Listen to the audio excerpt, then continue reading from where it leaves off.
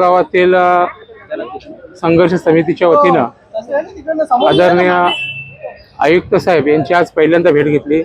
प्रथमतः त्यांना गुच्छ देऊन त्यांचं स्वागत केलं आणि विविध प्रश्न त्यांच्यासमोर मांडले गेले। त्याच्यामध्ये 27 गावातील जे काही इंटरनल रस्ते आहेत ते रस्ते गटारीसाठी त्यांनी या भागात 27 गावामध्ये दौरा करावा आणि वस्तुस्थिती त्यांनी बघून घ्यावी।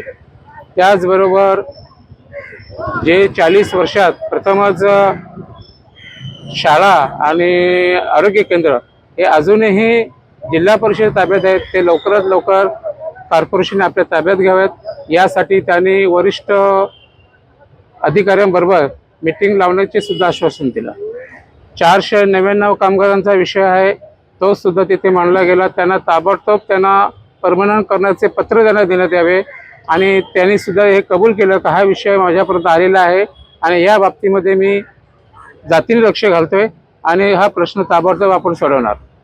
त्याच ठिकाणी आमचे संत सावलाराम महाराज स्मारक हा सुद्धा तिथे चर्चेला गेला आणि त्याच्यासाठी सुद्धा जे काही अधिकारी आहेत आणि आम्ही सांगितल्याप्रमाणे आर्किटेक्ट नेमावं त्यासाठी सुद्धा त्यांनी कबुली केली आणि या बाबतीमध्ये त्यांनी सहकार्य करण्याचे आश्वासन दिले।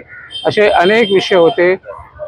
ट्रॅफिकचा विषय सुद्धा फार महत्त्वाचा। कल्याण शिरोडला ट्रॅफिक होते त्या ट्रॅफिकसाठी MMRDचे अधिकारी MSRDचे अधिकारी पोलीस आणि कॉर्पोरेशन हे आपल्या अध्यक्षतेखाली याविषयी लक्ष घालावं, मीटिंग लावावी आणि ट्रॅफिकचा प्रश्न आहे तो सोडवावा आणि त्या बाबतीमध्ये सुद्धा त्यांनी कबूल केलं की या बाबतीमध्ये आपण मीटिंग लावूया।